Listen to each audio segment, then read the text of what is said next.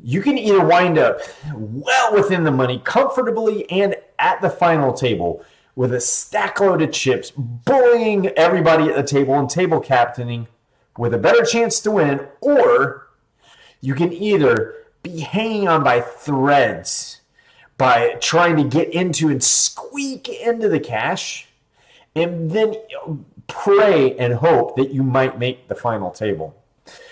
Watch me as I walk through some of the actual crucial spots that I just played in a tournament the other day, and it almost cost me from cashing the tournament. But then I'll talk through the strategies. I'm going to give you a spoiler alert. I did make the final table and I did make the cash.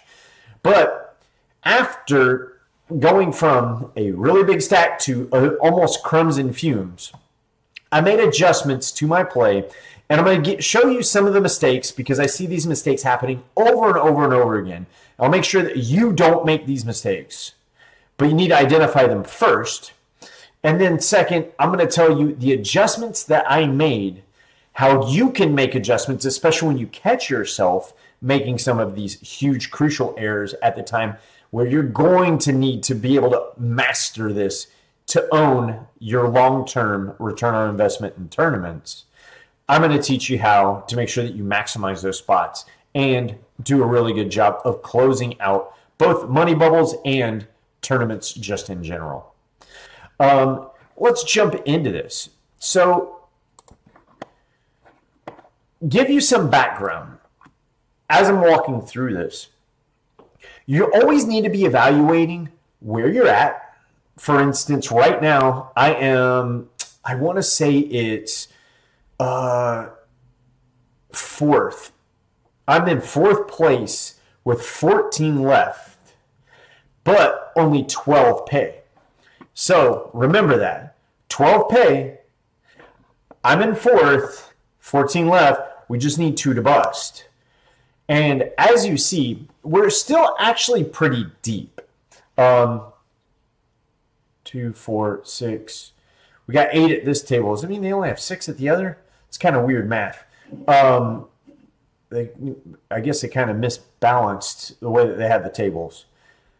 So just understand now, we're in a position where I have the chip leader over here to my right. I have number 2 to my left, number 3 up here, and here I am in fourth place, and I have 25 big blinds. Now, something that you need to know about stack sizes, especially when it comes to how you're going to wind up playing, how many multi-streets that you have to play, and kind of the stack depths. First and foremost, anytime that you are under 30 big blinds, the likelihood of you going into a pot and getting to the river, it's pretty high that you would wind up being all in by the river if you're trying to play a really big hand in a really big pot. So these things are something you have to consider, especially when you're just 2 from the money. Other thing is, when the big stack player is to your right, when another big stack player is to your left, and then another big stack player is 2 to your left, if you're on the button, you're going to be raising into a stack that has you in a bad position, right? So he has 42 big blinds. I've got 25. When I'm on the button, when I'm in the cutoff, which is a very common raise spot, he's going to be in his big blind. This is another consideration. When I'm in the small blind and this guy's in the big blind, I am going to be playing against a stack that could really hurt me. Again, when I'm on the button and I'm playing against these 2, this guy's in the small blind, he can make my life hell. This guy I can pick on just a little bit, but remember, he also has a stack that can rejam on you. So if you open too light, he winds up he's going to kind of target that range, and he's going to start coming back at you. And I hope you're taking notes here because this is really important considerations. The other thing is when you're in the big blind, he's in the small blind, and he then has the capability of being able to punish you, knowing that you have a stack depth that's vulnerable enough with just 2 left. So the toughest part in this position is you're sandwiched between I'm sandwiched between two people with really big stacks and another stack where I normally could be picking on somebody. Ideally, you want some of these smaller middling stacks to your left so you can start picking on them with your slightly larger stack. But with this said, make sure every time that you're near a bubble, you're paying attention to the dynamics. Number one, stack sizes. As you see, I don't have anything in chips. I calculate everything in big blinds, simply because you have to know how many you have left, because it determines how wide or how tight your opening ranges are going to be from each position. It is a disaster if I, with 25 big blinds, bust before one of these guys that have smaller stacks. Also, at the other table, there's like 3 stacks that are smaller than 10 big blinds. And then the other stacks, like it's crazy the distribution wound up getting here. I'm in a very disadvantaged position with these big stacks, with these middle stacks that can really hurt me, and no real short stack that I can't put the pressure on, which means I'm going to have to play tighter. So let's take that into consideration when we're looking at this, because I'm currently sitting 4th out of 4. And this happens very often when, let's say you've got a middle pair, right? Middle pair in these positions, when, I'm going to reboot this so we can see it more clear. Middle pair from one of these later positions, which is usually a really good space to be, I still have to be aware this is not as powerful of a hand to be opening with into 2 stacks that can really seriously hurt me. And I do a standard raise, which I've now committed, 8% of my stack. Like, it's a pretty big chunk. Take that into consideration. This second place player flats behind. Then we get a really small, about standard 3-bet from the person in third place. And it puts me in a tough spot. Now, if it was just heads up, it's a lot easier to continue and set mine. But remember, only about, I think it's 12% of the time, are you ever going to hit a set. You have a small pocket pair here. Somebody is 3-betting in front of you, and they are actually, this is a really good spot for a big stack to be 3-betting. They're going to be targeting the bottom end of your opening range, right? So you can't continue with king 10, queen 10, 2s through, I don't know, even 10s, man. Up to about 10s. You might want to call with 10s here, but with a player behind, you probably want to fold it. Only thing I'm probably continuing with in the spot is jacks plus, is probably ace queen suited plus, and ace king offsuit and up. Everything else is just a simple fold. Now remember, if you keep doing this, the bigger stacks are going to be able to just punish you left and right. So one of the adjustments that we will need to make is to tighten our range when we're raising against people that 3-bet more, that are playing their big stack, especially when there's money and ICM considerations. So what we see here is we see a continue from the guy that's in third or second place, and it goes, he immediately just leads for 5 big blinds. Actually, sorry, I don't know why Global goofs this up a lot. Okay, so we fold and get out of the way. There we go. There we go. He checks, which, most aces are going to check here. The thing is, we get a really small lead 113, one big blind into 13 bigs. This guy's getting laid 13 to 1 to continue with everything. And this is a feeler bet just to see what's going on. And what he winds up doing is just completing that bet. This hides the strength of his hand. And now this guy has no idea where he's at in the hand. I don't know where he's at in the hand either. He checks again, and it goes check, check. He then leads for 4 big blinds. Sorry about this replayer always goofing up like this. He goes for 4 big blinds. This guy decides to put 27 big blinds into the pot. No, it's bricked out from pretty much every draw. You're literally seeing no flush. Only thing that probably would even be a consideration is if somebody has 2 7s or 5s. I'm sorry, 8s. I folded 5s. 2s, 7s, or 8s. And he winds up folding. So this is probably an induced bet. And as you see here, take a look at the stacks afterwards. This guy's got all the chips in the world. This guy is now chipped down. I'm chipped down. I'm in a position now where I got 23 bigs, and I am a lot closer to this stack and the other stacks than I was before. You have to be careful about playing middle strength hands. No telling what he defended with, right?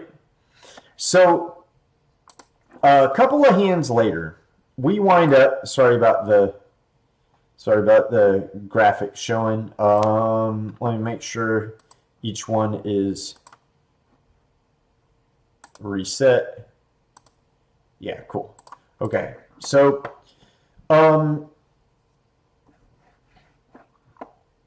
as you see now, just being stuck in that spot, a couple of rotations through, I am now in the big blind. This guy's down to 28 bigs.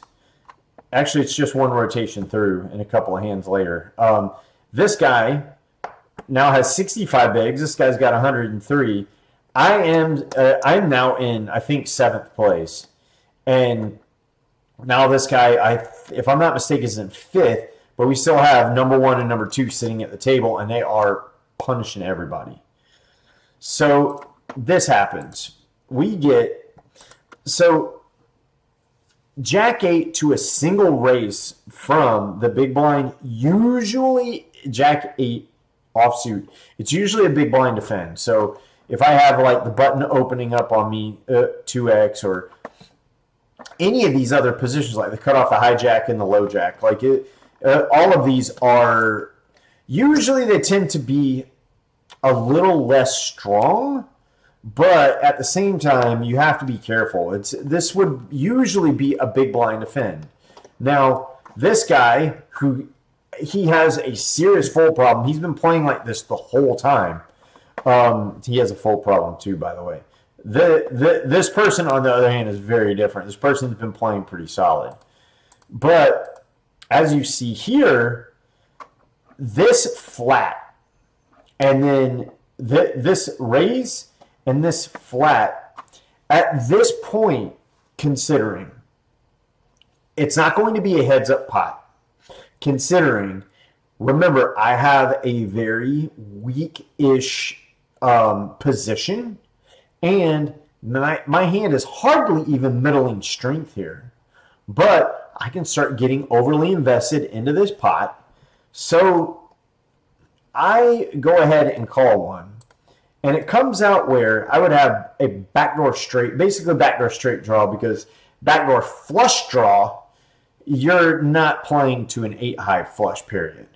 That's another thing to consider. Whose range? Now that I'm looking at this, I defended again. I wasted a big blind to defend against a hand that covers me, or a stack that covers me, and a stack that could hurt me. This isn't a 4 big blind stack where I actually could still have navigating chips.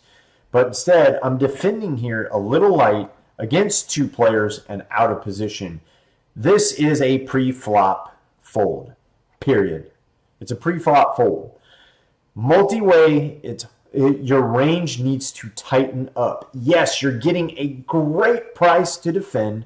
It becomes even better where it's 7-1, or actually, sorry, it's 6-1 for me to defend there. The problem is you need a little bit higher equity up to play multi-way against people, especially on the bubble. We're still 2 from the money. With that being said, I defend here, and it goes check. He leads pretty big. He goes a little bit under half pot, out of position to the button, who then flats, and they've taken the ability for me to see, potentially make a backdoor draw pretty much out of, it's kind of out of the picture, right? And that's it, though. Like, I'm playing a middling or weak-ish hand out of position. These two smash this board in their range, and we can't continue. But what I want you to pay attention to, he goes ahead and he rips it in for pot, putting this guy all in. Remember, 2 from the money here. This is strong plays. And let me refresh and I'll show you what we end up with. Because what I want you to pay attention to is the ranges that you're up against from playing out of position. There you go. I'm up against King, Queen, and Ace, King. And those 2 hands versus the Jack-8 that I just defended with, they have me absolutely crushed in most scenarios. Also, the King-Queen, even if we start getting into the backdoor straight range, their King-Queen in a lot of pots might potentially even dominate me. They're also, we have to consider too, that they have a hand that potentially could be blocking me being able to get to the straight as well. So it's factoring these things into consideration and realizing, okay, here I am again. I've wasted 3 big blinds, which is the equivalent of about, it's almost 10% of my stack. It's, you're borderline just chipping down, and it's micro decisions like this. I could have folded here. I could have even folded the 5s. The 5s for an open were okay. But considering how this person has played everything, I think it's a little exploitative, a little nitty to fold 5s there, but it needs to be in your consideration. You need to understand your positioning in these pots, with these stack sizes and with this depth. So you're not finding yourself in these disadvantaged positions all the time. So going into the next pot, I actually wound up winning. I won 1 or 2 pots, as you see here. And I'm still in the unenviable position where, this guy's about to bust any day. We're still on the money bubble. This guy now has me covered. This guy can cripple me. This guy still has all the chips in the tournament. This one still has the second most chips all in the tournament. And this guy who's playing every hand and making my life a living hell is still a big stack. We're going to have to play better. So here's a weird thing, and I need to make sure that you guys understand this. This guy has been raising my big blind. I think at this point he has done it 5 times in a row. So he's in this position where he has raised 5 times in a row, and it's made my decision a little different.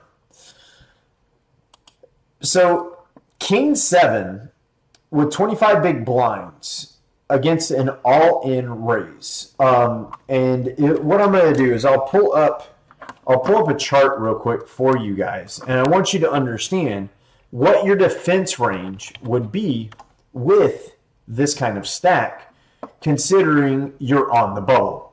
And understand, if nobody else calls, I have to be careful. This guy could take a really big chunk out of me. I could put myself in a very disadvantaged position by playing a really big pot with, again, middling strength hand. Even if I hit a flush here, am I going to be comfortable if he has resistance too? Because, I mean, he has all of the, he potentially has all of the ace high draws here. So see, I'm considering everything before I open this before I call this, because you have to know what kind of flops you want to see, what kind of range they're opening with, which he's pretty uncapped. He has been playing so much. And with that being said, it also means I need to be aware of that. And when you're really coming down to it, you need to be tighter here defending your big blind when you are one from the money. This is the hard bubble. And it would be stupid of me to chip down big time and potentially be vulnerable in this pot, which, you know, he usually has a range advantage here, especially against the absolute strength of this. And you have to navigate this. Ask yourself these questions and be careful. Because if you're not asking yourself these questions, you're going to wind up putting yourself into a world of hurt. And mind you, I wind up defending since everybody folded. I hit top pair. Now, from the look of this and thinking this through, who do you think has the range advantage here? Now, you can look at your absolute strength of your hand versus their range. You know what your hand actually is. You just hit top pair with middle kicker, like a middle strength kicker. You have the backdoor possibility of making a flush, but would your flush be good? I don't think he continues with a flush here, but what would he continue with? Would he continue with Queen Jack? Sure, makes sense. Would he continue with Jack 10? Yes, again, it would make sense. Would he continue with threes that just hit a set? Would he continue with nines that just hit a set? Probably doesn't have kings, but he does have aces in his range. He's got queens. These are some of the things that you really need to take into consideration. Not to mention, he's got ace king, which we don't really block. Ace king. He's got ace queen in his range too. These are just some of the considerations as you're going into this. So I check playing in flow. He bets 2x. This is pretty easy to continue, but pay attention, because what do you need to see on this next hand? You know you're going to continue with top pair. It'd be very silly not to continue with top pair. It would show, it's just an easy way to get exploited here. But how big of a pot are you willing to play, and what do you need to see to continue if you start getting bigger and bigger resistance, right? So a 4 comes on the turn. The 4 favors who more? Think about it. I'll give you a second.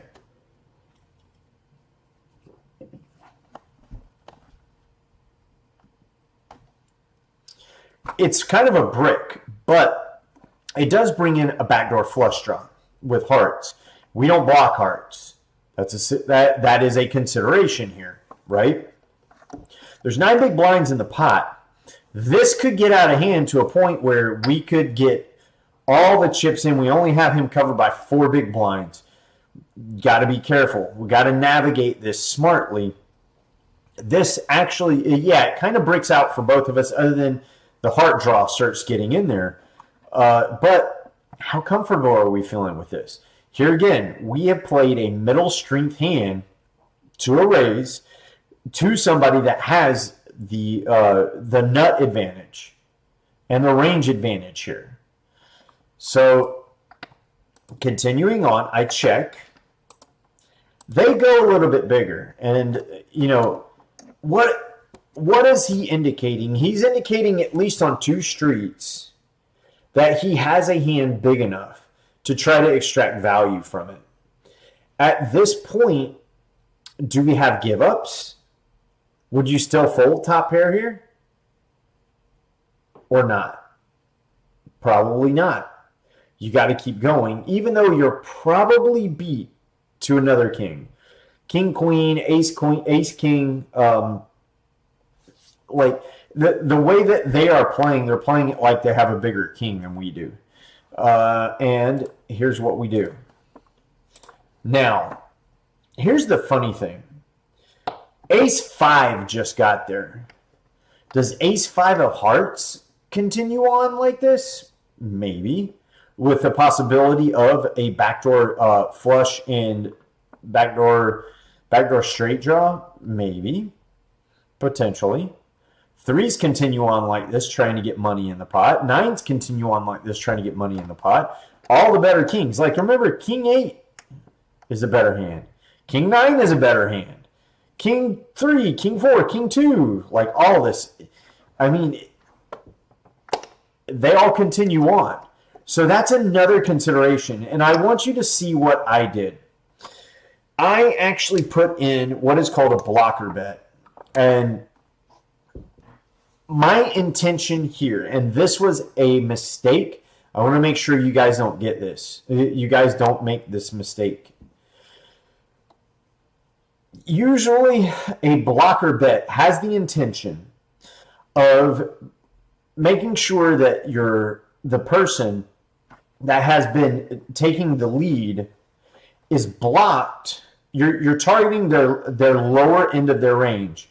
Either you're attempting to get the showdown with less the amount of chips invested than what you really were willing to pay if you gave them the option by checking and them raising. And I put in a blocker bet of 8. The thing that I'm wanting to do is target even weak-ish, like King 10. Maybe like King Jack would still have a hard time folding here. King 10 might have to consider it, especially because the way that this board ran out, it would usually favor my range more than his. But he still probably has a really good king in the spot. Now, I'm going to play out the hand, and I'm going to talk through the scenario on how you can adjust and what you might need to do in the future. So he winds up having King Jack. And the funny thing is, I was kind of targeting that to try to get a fold, but if I really was going to try to get a fold there, you just rip it. You would need to rip it. I think there's a couple of things that I did wrong. Let me replay that back. So the first thing, calling the first 2 streets is okay. And thank you for the question. Like, it's a great question. Yeah, if he winds up raising, I need you to think this through. Would this be a fold? Hang on. I put in the blocker bet, right? So remember, he's doubled his raise size each time. And if he jams, he's only jamming 6 bigs more. The stack to pot ratio at that point, like it's 1. It's my odds. I only have to be right. God, it's laying me 500 to 1. My blocker bet was probably way too damn big. In this spot, the biggest mistake I made was trying to block bet. I invest so much. I literally, from the time that we started this hand, the time that we're here, I've now invested 60, almost 70% of my stack on a king that probably isn't any good by the river. This was a really bad block bet. This is I block nothing. I have top pair and a crappy kicker. He has all the better kings. He has all the sets of nines. He's got all. I don't think fours and twos continue with this play. But the thing is, this is just bad. I'm just over investing. And remember, you see this guy over here. He's got two big blinds, and we're one off the money. I'm way over invested. There's 13 players left. Only 9 make the final table. I went from about 6th in chips to now. I actually think I'm 13th at this point. If I'm not mistaken, I think I'm 13th at this point in chips. This is a blunder. And you can't, Fat Fire, at this point, and I'm answering the text here, at this point, I can't fold if he jams. Like, I just can't. I've overinvested in it, and the block bet was horrible. This is one that you have to have give-ups on. This is one where you save back. Like, at that point, I'm betting half of my stack with the potential of having to call off even more than that and only leave myself with crumbs. Damn near same stack as this guy. And I walked through this whole sequence with one of my coaches, and he hated this play. He actually hated this whole thing. He folds out to either a really big jam. I'll say this, with the way that we played this, and with King Jack being a kind of like a trap hand, a trap king hand, I guarantee that this guy probably winds up checking back the river. Just because it's just there. The block bet, in my opinion, was bad. It is a really, really bad one. Most of the time in small stakes, you're going to see block bets like this on brick out draws or somebody with like middle pair, like a 9, that's praying they don't get jammed on. And the way that I've invested here, I put in way too big of a block bet, and it's overinvested me. Guys, this was poorly played, and I've went in just a sequence of 3 hands played. I went from, mind you, I did chip up a little bit with a fairly big pot. At these stakes, if you try to block bet with 2 big blinds, you're getting jammed on. Like, it reeks of weakness. Now, if I had a set, if I backdoored a straight here, and I lead out with 2 big blinds, targeting him to try to come over the top, the block bet is bad. The block bet, you just don't make this block bet. This cost me a lot. Maybe. So, look at this now, guys. Now, I've got 9 bigs. We are still on the Stone Cold bubble. And look at these stacks. I had 30 big blinds, 25, 28 big blinds, whatever the case may be. And here I am, praying. I think I'm 13 out of 14, 12 out of 13 at this point. And suddenly, I'm on the bubble. And then I gave this guy a huge stack, and this guy's got a huge stack, this guy's got a huge stack, this guy's still got a big stack. And a little bit of this is my fault. This is my fault.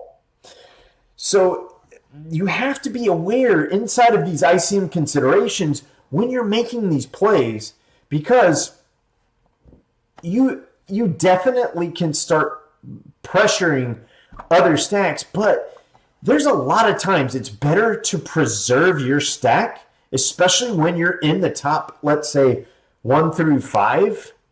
It's better to preserve your stack and not take marginal spots than it would be to try and chip up by outplaying people. And that's where we wind up finding ourselves here. So now 9 big blinds. I got ace queen. What are you going to do if you get jammed on from one of these guys that's going to cover you? Are you going to call with ace queen? You're on the stone cold bubble. And ace queen is what they affectionately call the parking lot hand. And it's ace queen off. You're not even suited. Dave says it's a fold. But let's be honest here. If one of these 3 players jams in front of you, are you going to fold? You're going to fold? Fold and then curse? I like that one. Are you sure? Because this guy only has 2 big blinds behind, right? So, okay, we're here. What happens if this person, what happens if the cutoff now jams? I want you to remember something. If you lose this, you chip up the short stack, and you're going to wind up almost equal stacks and on crumbs. This is not close to the bubble. This is the stone cold bubble. This is 100% the stone cold bubble. This guy can be bubble boy, or you can be bubble boy. So, all right. So he jams. He folds. Now what do you want to do? Now that he's jammed in this spot, Dave says jam. Jimmy, what do you say? Fat Fire, what do you say? What do we do here, guys? Dave says easy jam. Remember, you got 2 people. You got the guy that never folds here.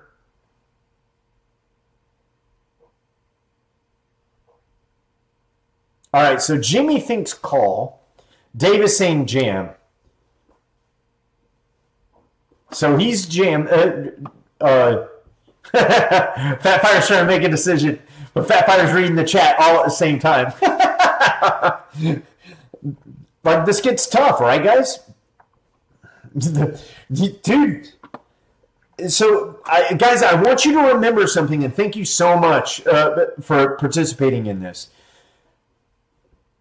Number one, you've really screwed yourself. I'm talking as if I'm not the person that made all these plays, right? I'm kind of divorcing myself from this.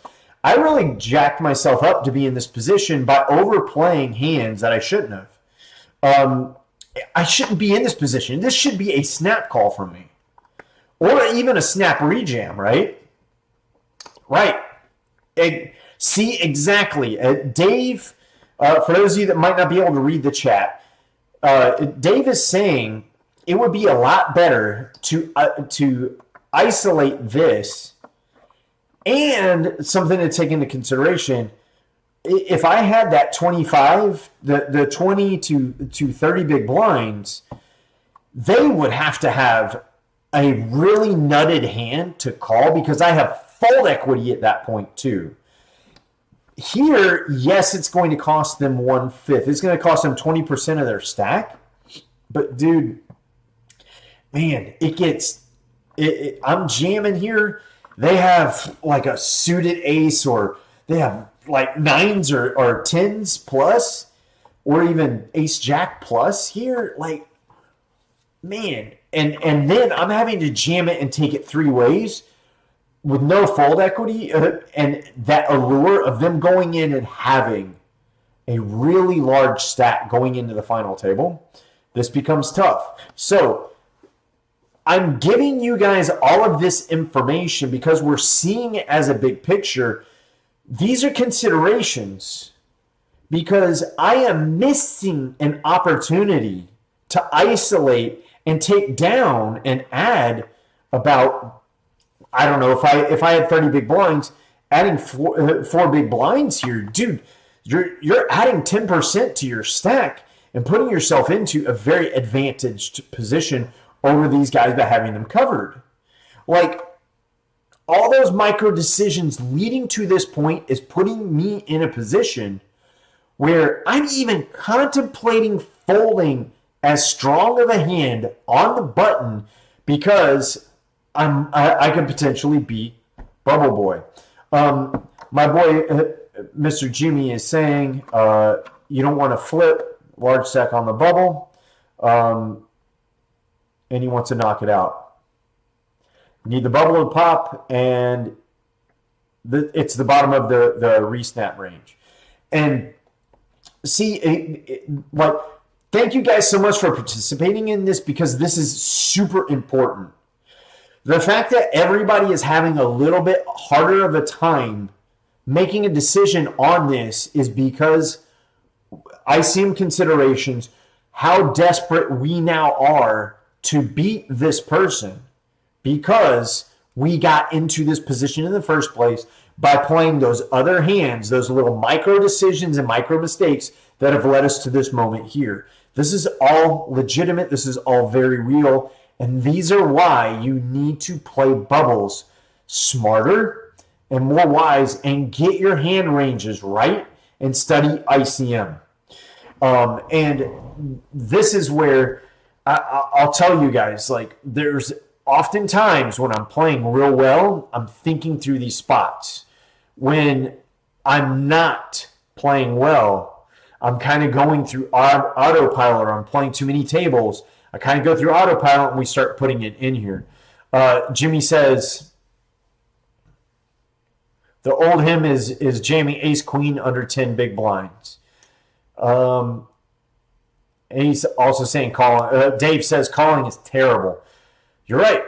Calling here, you're inviting two more big stacks to come along for the ride. Now, here's the thing. Here's a consideration. You call here, there's two things that can happen. Number one, you're taking three hands against one. So, one, two, you got three hands here going against one trying to bust the bubble. But I'll tell you something else. It's not going to, like, you three are not going to be checking anything down. These two guys are not worried about bubbling. These two guys are going to be worried about trying to win that money in the pot. In fact, they'll probably try to wind up squeezing me out. So, if I'm going to continue here, my personal opinion, I need to be jamming. That's my personal opinion. I need to be rejamming it. I don't think good players nowadays are not checking shit down, dude. They don't care. What they want to do, they're not worried about bubbling. What they want to do is they want to try, they want to punish the person that's trying to get in here safely. That's what they're going to do. They're going to try to punish the person that's going to get in here safely. So, without further ado, I jam. Now, I want you guys to see what winds up happening here. Global happened and it glitched. All right, so he has ace jack suited against ace queen. I love the fact that I rejammed. Even if I lose this, I'm going to have 7.5 big blinds. But look at this. If he wins, he's going to wind up having right at 6. We become almost the same stack on the Stone Cold Bubble if I wind up losing. Now, he hit a flush. 5.8 big blinds, me down to 7.5. I still got him covered. Here I am on the freaking bubble. I am now I'm now on absolute fumes. If I had been in this spot with a significantly bigger stack and not in this position here because I tried being hero of the day that's outplaying everybody and is defending too wide, we wouldn't be in this position, would we? Absolutely not. So, this is a standard spot. We definitely are trying to take him out. Thank God these guys folded, but now we're on life support. I see this happen over and over and over again. And a lot of times in this spot, people start whining and complaining about losing. Oh my God, we were right on the bubble, dude. I called off with ace queen and dude had ace jack. He winds up winning. And, I only had 7 big blinds left, so I got desperate. All right. So, yeah, this happened. But you hear these stories over and over again by players that aren't as savvy and understand. Most of the time that you wind up busting out, it's not because of that bust out hand. It's because of all of the micro decisions that you've made, all of the decisions that you made from every street, and the mistakes that you've made over the course of time in a poker tournament that have led to the point where you're having to jam or you're having to have ace queen hold with just 7 big blinds behind. So this is 4 poker hands in a microcosm of a big tournament, guys. But you can see how all of these decisions where as you play post-flop poker too, that not being aware of what you're doing and how you're doing them and making these simple mistakes that compound over time get to this point. Don't start telling your bad beat stories. There's usually a reason why you got to this point, and it isn't because your ace queen lost to ace jack. Yeah. I want to share something that Mr. West Tennessee Dave or West Tennessee Cowboy has shared. Bubble play should be much more like satellite play when you're short stack. He's absolutely right. You are looking to first get into the money. You don't want to chip down. There's going to be points, like really study the ICM, right? Like, I mean, look at this. What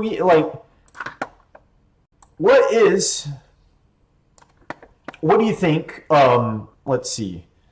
We're on a button. They're in the cutoff. We have, let's just say the effective stack is 7.5 big blinds. Ace queen off is 100% in our jam range, right? This is what we're jamming. Now, I want you to see the options here. Understand this, guys.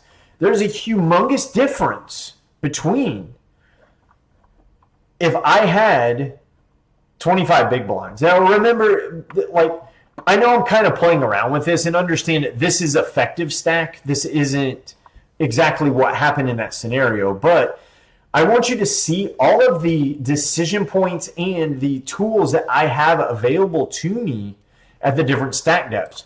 At 7.5 blinds, I have nothing but, I can sometimes call with aces. I can sometimes call with nines. I can sometimes call with king 10 suited. I can sometimes call with the ace 9 off.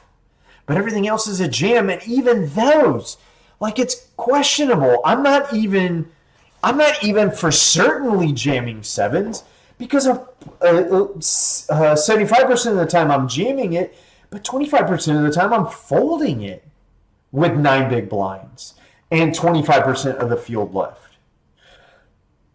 Look at sixes. I basically get sixes taken away from me. It's like 75% of the time you're supposed to be folding them, and then 25% of the time you're going to be jamming them. And then fives is about, it's not quite 50-50, but it's just understanding these stack depths at the ICM levels and the options available to you. Look at what starts to open. You start getting more calls. You start adding in a few of these offsuit aces. You have all of the suited aces back available to you. I'm sorry, all of the you start getting some of the suited kings available to you. You can start putting back in the queen 10s, queen 10 suiteds, the jack 10 suiteds. Look at this, even queen jack suited with 9 big blinds on the money bubble is not, like, it's not even a play. What is it with 10 big blinds? Not much better. Yeah, you get your queen 10. You get your queen 10 suited back. Congratulations. And that's it. So this is understanding stack depths on the ICM bubbles and how you can and cannot play these hands. These are costing you so much in your tournaments, or you're printing money. But these are the decisions that we have to make. So I'm going to share with you guys now what happened afterwards, right? And I kind of got, I have to admit here, I got pretty disgusted with myself going from 4th and chips all the way down. And by the way, I wound up being last in chips. And I think it was like 3 hands later, I wind up jamming ace deuce off from, I'm trying to remember if I was in, no, the low jack I had to fold. I actually wound up folding pocket twos in the low jack. So then I was like, what, dude, I know, man. I know, and it was one of those, I think I was under the gun. And ace deuce is the worst one. Like, I think I'm under the gun, and it's from way out there. It's pray, it's jam and pray, dude. The problem is I'm at 6.5 big blinds at the time. I don't know if I'm going to get a better spot. By the way, that guy at my table doubled up again. He wound up having, I think he had jacks that wound up holding. It was a total post flop play against the chip leader, and the chip leader tried like pushing him off of a hand, and he wound up having jacks hold all the way down through the river, and he wound up he wound up doubling up. So I wound up, I want to say, I think it was UTG +1. I don't think I was under the gun. I jammed ace deuce. I'm like, you know what? This is probably the only ace hand that I'm going to wind up getting in this full rotation. I am not going to make it. I'm not going to make this into the money if I don't at least double. I went for it. I jammed ace deuce off. I get snap called by that same guy that was in the king jack versus king 7 hand with me. He snap calls with queens. And I actually wound up hitting my ace on the turn, and I doubled through. So I got very lucky, and from that point forward, I played. At that point I had 12 big blinds. I played very snug. I played very wisely. The bubble busted. I had 10 big blinds with 11 players left. And I actually wound up getting another double by jamming kings into queens just before the final table in one of the big stacks. And I wind up doubling up again. So I went into the final table with 21 big blinds. As we get in there, and we'll talk about final table play a little bit later. I just wanted to make sure that you guys know I made my life very difficult, and I see so many micro and low stakes players do the same thing. I want to make sure that you guys are adjusting and saving yourself from a lot of these headaches that you don't need to be putting yourself into. It's just silly. It's really, really silly. And then you're praying that your ace deuce, 70, or where you're 30 and they're 70 spot holds up and you hit one of your 3 outs. Like, it's just, you're praying at that point. You don't want to get stuck into those spots because you're stuck. You're stuck with variance and at the disposal of the poker gods, as opposed to your skill and your play that you've worked really, really hard to tip the advantage in your favor, learning how to play this skill game.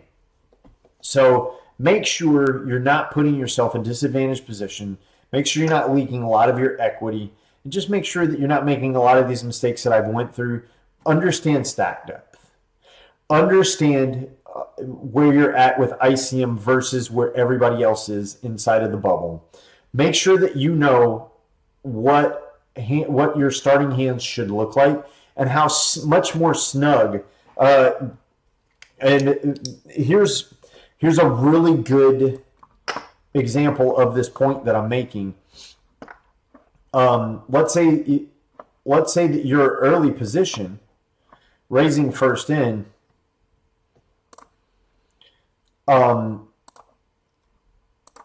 just look that it changes when you're looking at just pure chip EV with 75 left and 25% left. Pay attention, like it's actually, you actually play tighter with more big blinds because you want to hold on to your stack, and most people play looser. But start looking at when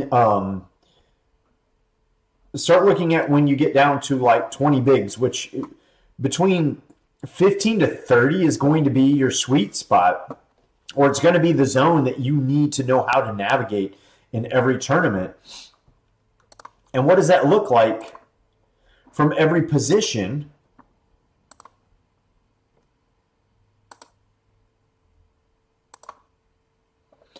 And notice, like, look at that. Look at the difference.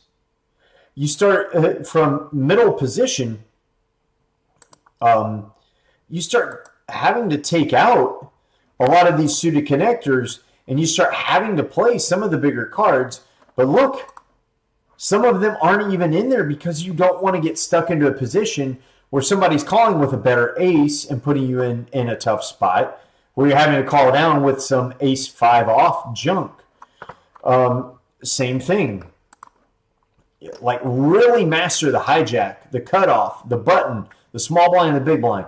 These 4 positions, 5 positions, you need to master. And if anything, you can put in the small blind versus big blind, small blind versus most of the other spots. Not so much, but you definitely need to master these 5 positions, especially against each other. So where you're going to be making the most, where you're going to be playing the most from. But look at how the stack depths start to change. Look at how the hands that you start with start to change as they start to go down. There's a reason why. You want more, as you get shorter and you get closer to the money, you want hands with the higher card removal, and you want to start having less of these speculative hands that are going to require all 3 streets in order to realize their value for their straight and their flush draw capabilities. That's just really mastering these stack depths and understanding not just how you're opening, but why it changes as you start to go through each one of these. They're very different, and understanding these will lead you to longer term profits. Really studying those ranges and understanding why they do what they do. This is a really big leak that I see so often from so many micro stakes players, thinking that all aces open, thinking that no matter the stack depth, no matter the position, thinking that all pairs open or even 3-bet from all positions at all stack depths. But look at this. Like, actually, look at how different they are. With purple is jam, the other is raise. And with 15 big blinds, you're supposed to be jamming all this stuff from the cutoff, jamming it.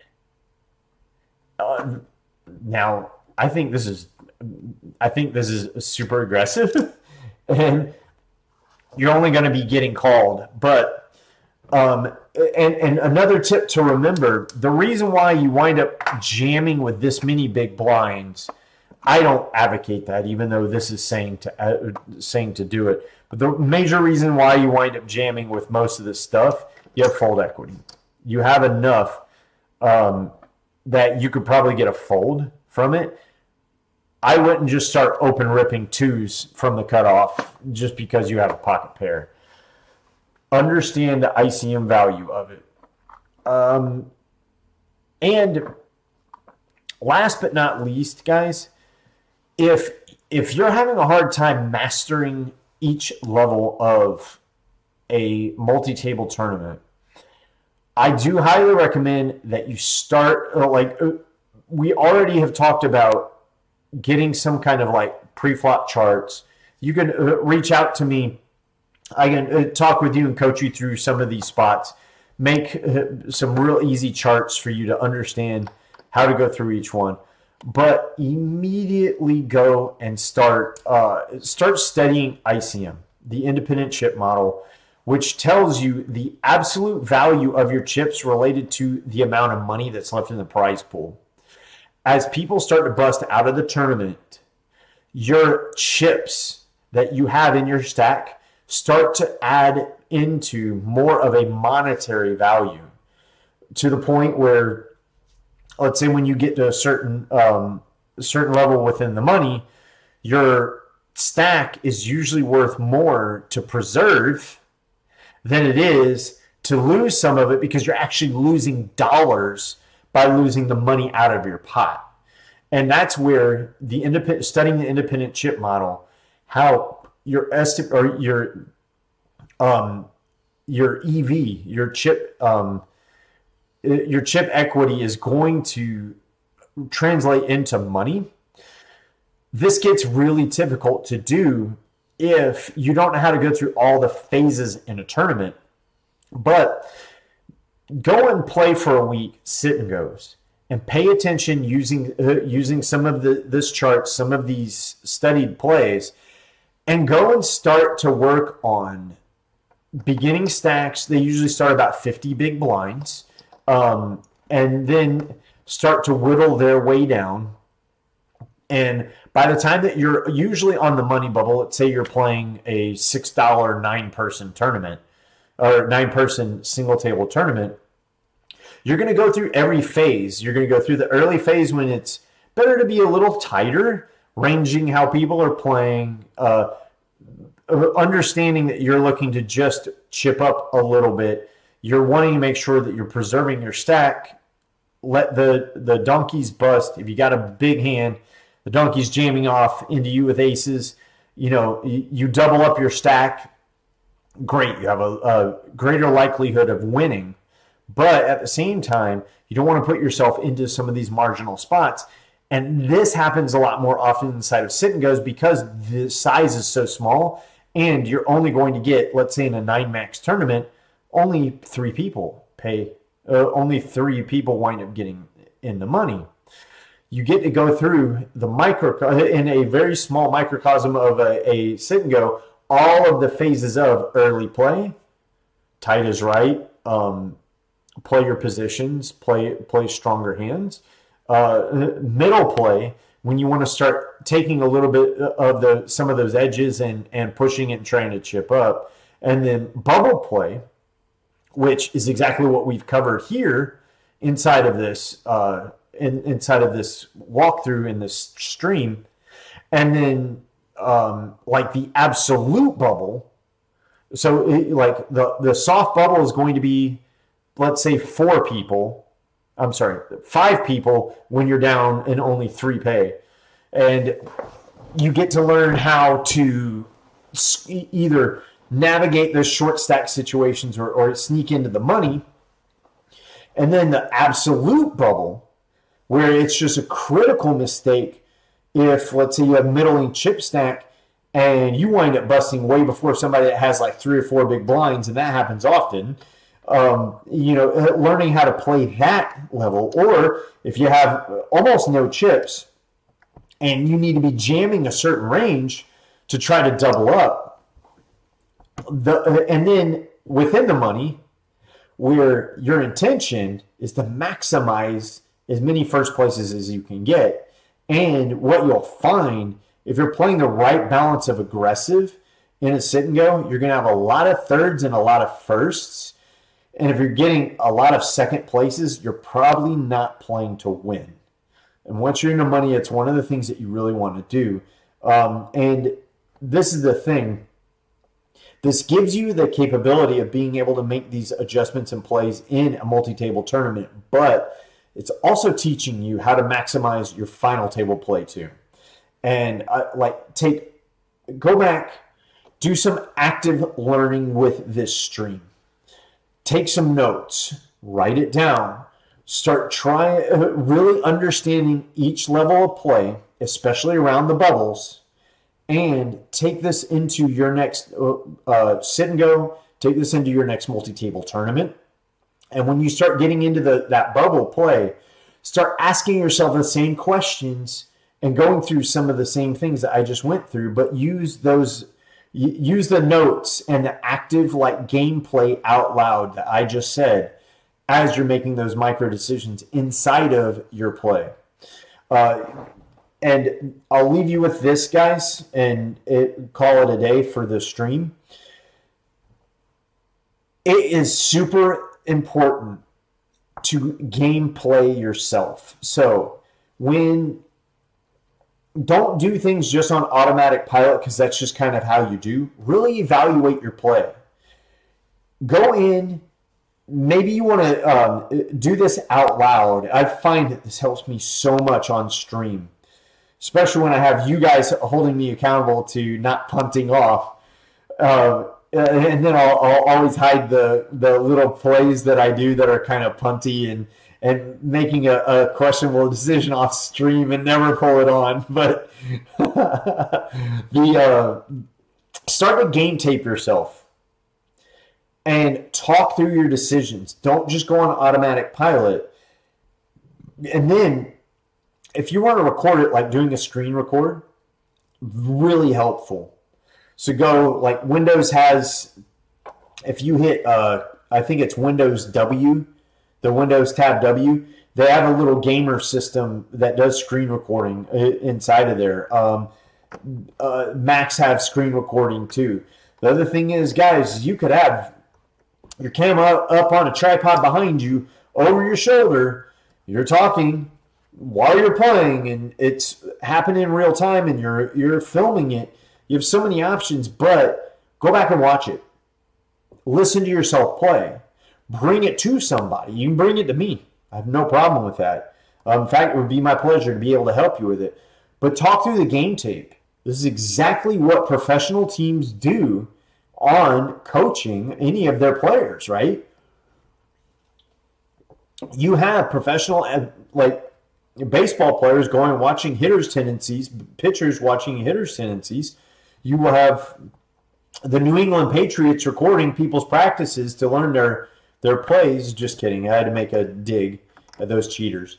You have all of these professional teams going back and watching how their upcoming opponents are making the plays, and also how their teams are executing it. Why would you not do the same if you're trying to get profitable at this amazing game that we have? A wonderful opportunity to make a very good micro side income and be profitable. Like, I can't tell you, man, when I started cracking into profitability inside of of poker, the game became that much more fun, but it's even more sustainable. It's even more sustainable with your significant other that's going, hey, you know what? You're taking all this time away from the family. You're like, you know what? Let's go to Cabo on the poker winnings. I'm telling you, you make this more profitable, you'll get more buy-in from everybody else, but you'll also enjoy this a lot more. All right, guys, that's it from me. Remember, be the shark, not the fish. Go with that mantra every single time. And if you need anything, whisper me here. You can find me. You can find me on Instagram at Be the Shark Poker. Come talk to me. One of the other things that I really want you guys, and I'll leave you at this. One of the other things I want you guys to start doing, bringing me hands that you have questions about. Let's jump into them together. Let's start looking through them. Let's see whether or not there's any areas that we can start shoring up leaks. All right, guys. That's it for me. Bring them to me. Love you guys. You need anything, you let me know. Hit me up. Talk to you soon.